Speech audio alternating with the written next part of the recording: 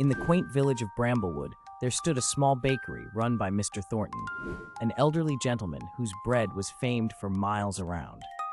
Every morning, the smell of freshly baked bread wafted through the streets, drawing villagers and visitors alike. His secret recipe had been passed down through generations, but no one knew the special ingredient that made his bread so irresistible. One day, young Emily, a curious girl with a love for baking, mustered up the courage to ask Mr. Thornton about his secret. Chuckling softly, he invited her into the kitchen. As they mixed the dough, he shared stories of his grandfather's bakery and the importance of every ingredient's quality.